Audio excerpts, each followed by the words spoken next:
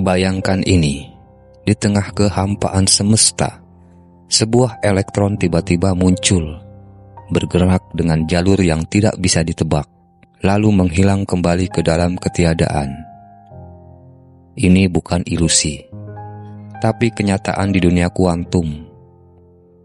Realitas di level ini jauh berbeda dari yang kita alami sehari-hari.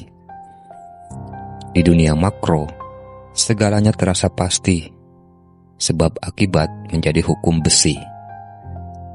Namun, di dunia kuantum, kepastian itu pecah menjadi probabilitas. Apakah ini berarti Tuhan sedang bermain dadu? Seperti yang dulu dipertanyakan Einstein. Atau justru ketidakpastian ini adalah tanda dari sebuah desain yang lebih tinggi, jejak dari Sang Pencipta? Fisika kuantum adalah revolusi besar dalam cara kita memahami alam semesta. Ia memaksa kita untuk mempertanyakan batas-batas logika klasik, ketidakpastian, superposisi, dan entanglement, mengungkapkan bahwa realitas di tingkat fundamental tidaklah solid. Justru, ia cair, penuh potensi, dan menunggu untuk diamati. Dalam konteks ini, pertanyaan besar muncul. Apakah dunia kuantum membuka pintu untuk melihat Tuhan? Atau sebaliknya, ia justru membuktikan bahwa Tuhan adalah ilusi? Sebelum kita lanjut bahasannya, jangan lupa buat kalian yang belum subscribe, klik tombol subscribe dulu biar nggak ketinggalan konten-konten kita yang bikin mikir sambil santai. Jangan lupa juga like videonya kalau menurut kalian topik ini menarik. Dan share ke teman-teman kalian biar diskusinya makin seru. Yuk bantu kita berkembang bareng. Di dunia kuantum, segala hal yang kita anggap pasti berubah menjadi kemungkinan. Elektron tidak bergerak dalam jalur yang tetap, tetapi dalam probabilitas gelombang. Ketika kita mencoba mengamatinya, ia memilih jalur tertentu, seolah-olah mengakomodasi keberadaan kita sebagai pengamat. Ini adalah paradok besar. Realitas tampaknya membutuhkan kesadaran untuk menjadi nyata. Superposisi adalah salah satu fenomena paling aneh di dunia kuantum. Sebuah partikel bisa berada di dua tempat sekaligus, eksis dalam keadaan yang berbeda secara bersamaan, hingga kita memaksanya memilih dengan mengamatinya. Dalam hal ini, fisikawan bertanya-tanya, apakah alam semesta hanya menjadi nyata karena ada pengamat? Dan jika pengamat ini adalah kunci dari eksistensi, siapa pengamat utama itu? Tuhan? Mungkin. Entanglement adalah keanehan lain yang menentang logika. Dua partikel yang terpisah jauh jutaan tahun, cahaya bisa saling mempengaruhi secara instan, melampaui kecepatan cahaya. Einstein menyebutnya spooky action at a distance, dan hingga kini, sains belum bisa sepenuhnya menjelaskan bagaimana ini bisa terjadi. Beberapa orang melihat ini sebagai bukti adanya koneksi mendalam antara segala sesuatu di semesta. Sebuah jaringan tak terlihat yang melampaui ruang dan waktu. Apakah ini bukti bahwa Tuhan adalah penghubung universal itu? Bagi para teolog dan spiritualis, dunia kuantum adalah ruang di mana Tuhan bekerja. Ketidakpastian bukanlah kekacauan, melainkan kebebasan yang diberikan oleh Sang Pencipta. Dalam pandangan ini, hukum alam yang kita pahami hanyalah kerangka kerja kasar, sementara Tuhan beroperasi melalui probabilitas dan kemungkinan. Sebaliknya, para ateis dan materialis melihat dunia kuantum sebagai bukti bahwa semesta tidak memerlukan Tuhan. Ketidakpastian bukanlah tanda dari desain ilahi, melainkan sifat dasar realitas itu sendiri.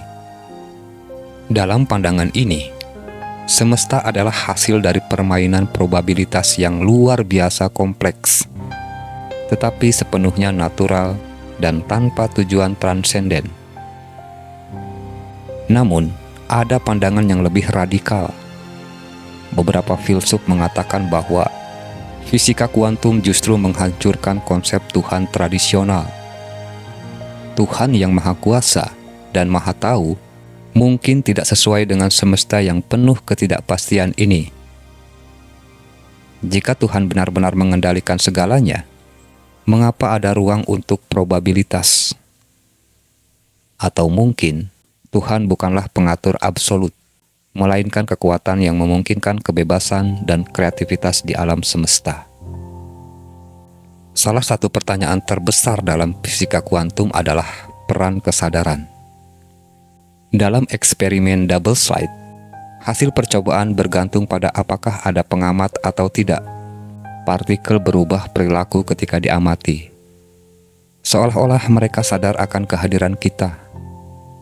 Fenomena ini membawa kita pada gagasan bahwa kesadaran adalah elemen penting dalam membentuk realitas. Tapi kesadaran siapa?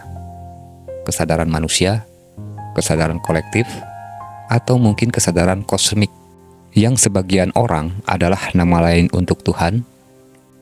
Jika kesadaran adalah kunci dari realitas, maka kita harus bertanya, apakah Tuhan adalah kesadaran itu sendiri?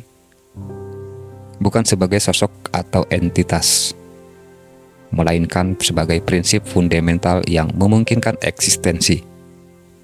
Dalam pandangan ini, Tuhan bukanlah penguasa semesta, melainkan semesta itu sendiri dalam seluruh keanehan dan kebebasannya. Di satu sisi, dunia kuantum terasa seperti panggung bagi sesuatu yang lebih besar, entah itu Tuhan, kesadaran, atau kekuatan yang bisa kita pahami. Namun, di sisi lain, ia juga bisa dilihat sebagai bukti bahwa semesta adalah produk dari hukum-hukum alam yang acak dan tanpa tujuan. Pertanyaan ini mungkin tidak pernah terjawab sepenuhnya. Tapi yang pasti, fisika kuantum memaksa kita untuk berpikir ulang tentang realitas, tentang Tuhan, dan tentang tempat kita di semesta ini. Apakah Tuhan ada di dunia kuantum? Atau apakah dunia kuantum justru membuktikan bahwa Tuhan tidak diperlukan? Pada akhirnya, mungkin bukan Tuhan yang meninggalkan jejak di dunia kuantum, melainkan kita, kesadaran kita, harapan kita, dan kebutuhan kita untuk menemukan makna di tengah ketidakpastian semesta. Dan dalam ketidakpastian itu, siapa tahu kita menemukan sesuatu yang lebih besar dari apa yang pernah kita bayangkan. Jadi, itulah pembahasan kita soal fisika kuantum dan jejak Tuhan. Gimana konsep-konsep ilmiah yang sering dianggap dingin ternyata bisa menyentuh ranah spiritual yang mendalam. Kita nggak tahu pasti apakah jawaban akhir soal keberadaan Tuhan bisa ditemukan di teori kuantum atau dimensi lain.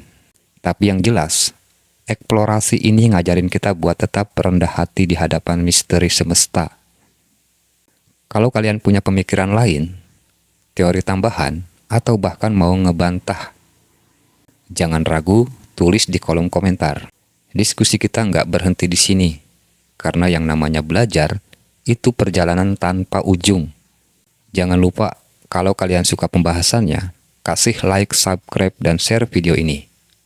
Sampai jumpa di video selanjutnya, dan ingat, terus berpikir kritis dan jangan lupa nikmati prosesnya.